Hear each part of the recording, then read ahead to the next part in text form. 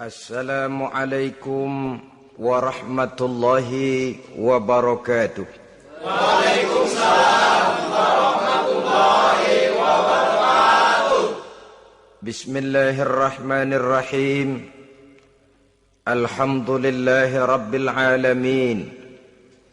Wassalatu wassalamu ala asyrafil anbiya'i wal mursalin, imamil muttaqin, sayyidil ghurril muhajjalin, sayyidina wa maulana Muhammadin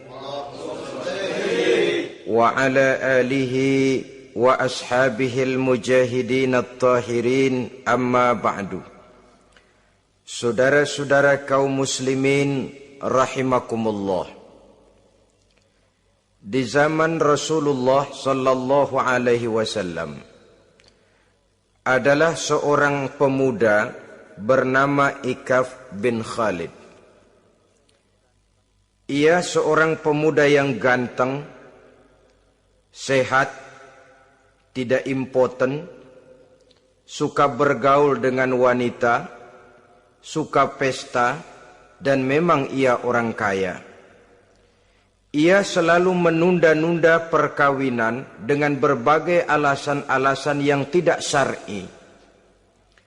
Sampailah keadaan Ikaf bin Khalid ini kepada baginda Nabi, sehingga ia dipanggil oleh baginda Nabi. Setelah sampai, ditanyalah Ikaf bin Khalid ini, "Hai Ikaf, saya ya Rasulullah. Kau sudah punya istri?" "Belum ya Rasulullah." "Juga tidak punya budak sahaya?" "Tidak ya Rasulullah." "Dan badanmu sehat?" "Sehat ya Rasulullah." "Kalau demikian," kata Rasul, "kau ini teman setan. Ada dua pilihan Ikaf. Engkau menjadi Nasrani dalam arti meninggalkan hidup perkawinan, atau kalau kau mau ikut golongan kami, kau harus mengikuti tata cara kehidupan kami. Dan salah satu tata cara kehidupan kami ialah melaksanakan perkawinan." Yang kemudian Ikaf bin Khalid ini oleh baginda Rasul dicarikan seorang gadis bernama Karimah binti Kulsum al-Humairi, dan kawinlah Ikaf bin Khalid ini. Dari riwayat singkat ini, saudara-saudara, Rasulullah sallallahu alaihi wasallam melihat bahwa kehidupan Ikaf bin Khalid ini adalah kehidupan yang lazimnya barangkali di zaman sekarang dinamakan kehidupan dari orang-orang yang gemar melakukan free sex, alias samenleven, alias hidup bersama tanpa melakukan pernikahan. Ia sehat, ia kaya, dan ia suka bergaul dengan wanita, sehingga gaya hidup yang sedemikian ini dikecam oleh Rasulullah sallallahu alaihi wasallam. Dua pilihan ditawarkan: menjadi pendeta Nasrani yang bebas dari ikatan perkawinan, atau kalau mau menjadi muslim, ikutlah cara hidup kami, kata Rasul. Dan di antara cara hidup kami adalah melakukan apa yang dinamakan dengan perkawinan. Sebagaimana yang kita maklum, manusia adalah makhluk berketurunan terus-menerus sebagai makhluk dua jenis, laki-laki dan perempuan. Keduanya jelas saling memerlukan, saling membutuhkan.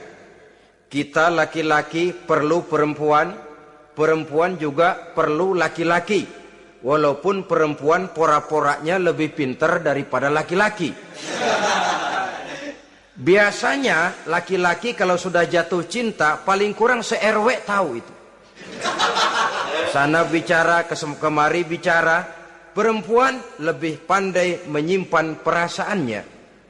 Nah, pada laki-laki diciptakan zat laki-laki yang dinamakan spermatozoa Dan pada perempuan terdapat indung telur yang dinamakan ovum. Kedua zat itu harus bertemu. Dan untuk itu Allah Subhanahu wa ta'ala menciptakan kekuatan tarik-menarik antara laki-laki dan perempuan. Diciptakan laki-laki dalam biologis yang laki-laki, diciptakan perempuan dalam biologis yang perempuan. Lemah, gemulai, lembut, menarik, ayu, lemot, denok, geboy. Diciptakan magnet yang merupakan kekuatan tarik-menarik antara laki-laki dan perempuan. Dan bila ada persesuaian, maka akan terjadilah persatuan tubuh yang disebut koitus. Bila pada saat itu kebetulan terjadi pengeluaran ovum, maka kedua zat itu akan bertemu di dalam diri perempuan.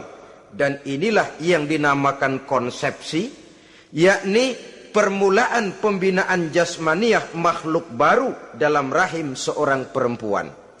Inilah makna firman Allah dalam surah An-Nisa ayat pertama. A'udzubillahi minasyaitonir rajim. Ya ayyuhan nasu taqu rabbakumul ladzi khalaqakum min nafsin wahidah wa khalaqa minha zawjaha wa batha minhuma rijalan katsiran wa nisaa. Wahai manusia, bertakwalah kamu kepada Tuhanmu yang telah menciptakan kamu dari diri yang satu, kemudian diciptakan dari diri yang satu itu pasangannya, dan dari keduanya berkembang biaklah manusia menjadi bersuku-suku dan berbangsa-bangsa. Pada contoh lain, dari proses pembentukan jasmania makhluk manusia dalam rahim ini, Al-Baqarah 223 menjelaskan bahwa seorang laki-laki adalah seperti petani, seorang perempuan adalah seperti ladang. Petani adalah yang mencangkul sawah, menebarkan benih, sementara ladang adalah tempat bersemayam benih-benih itu, tempat dia tumbuh dan berkembang membawa manfaat bagi kehidupan ini. Dengan bahasa yang indah Quran mengatakan, nisa'ukum harthul lakum fa'tu harthakum anna syi'tum. Istri-istrimu adalah laksana sawah ladang bagimu, maka cangkulah, datangilah sawah ladangmu menurut cara yang kamu suka. Saudara-saudara kaum muslimin rahimakumullah, belakangan ini orang sering membicarakan pendidikan seks bagi anak-anak. Menurut pendapat saya, walaupun itu diperlukan, tapi tidak harus dilakukan secara menggebu. Dan masih banyak hal-hal mendesak lainnya yang lebih perlu dibicarakan ketimbang bagaimana memberikan pendidikan seks kepada anak-anak kecil. Barangkali yang memerlukan, yang sering bertanya tentang seks cuma terbatas kepada anak-anak kecil di kota-kota besar, yang oleh perkembangan teknologi dan komunikasi, daya pikirnya memang sudah sedemikian maju. Tapi berapa ribu jumlah anak-anak kecil yang semacam itu? Selebihnya puluhan juta anak-anak kecil yang tinggal di daerah-daerah terpencil, di provinsi-provinsi lain, di luar keramaian, yang sama sekali belum perlu untuk hal-hal yang semacam itu. Haruskah cuma untuk membela yang 1.000 atau 2.000 orang ini saja, lalu kita mengabaikan yang puluhan juta adanya? Kita masih harus membicarakan bagaimana kurikulum pendidikan yang mapan. Kita harus membicarakan bagaimana sistem pendidikan yang memadai. Saudara-saudara, Quran sendiri harus kita katakan berbicara soal seks, tapi gaya bahasanya sopan. Ajaran yang terkandung di dalamnya luhur, tidak terbuka belak-belakan. Saya khawatir disalahgunakan nantinya. Maklum ya, yang namanya anak-anak, sifat yang menonjol pada dirinya itu adalah hubbut taklid. Senang meniru. Apa yang dia lihat, apa yang dia baca, apa yang dia tonton, biasanya ingin dia terjemahkan dalam kehidupannya. Kadang-kadang kalau habis baca komik Superman, dia kepengen jadi Superman. Itu anak kecil. Habis baca buku Si Buta dari Gua Hantu misalnya, pengen jadi si buta dari gua hantu, nyari kayu bikin tongkat. Biasa, itu watak yang namanya hubbut taklid. Sekarang kalau kepada anak-anak semacam itu sudah diberikan pendidikan seks, saya khawatir. Kadang-kadang tidak dididik saja sudah lancar kok. Apalagi kalau sampai dilakukan pendidikan, khawatir disalahgunakan. Saya katakan tadi, Quran juga misalnya Al-Baqarah 223 ini. Bicara soal seks, tapi sudah lihat gaya bahasanya. Nisa'ukum harsul lakum fa'tu harthakum anna syi'tum. Istrimu adalah sawah ladangmu, cangkulah sawah ladangmu menurut cara yang kamu suka. Mau cangkul sambil mundur juga boleh.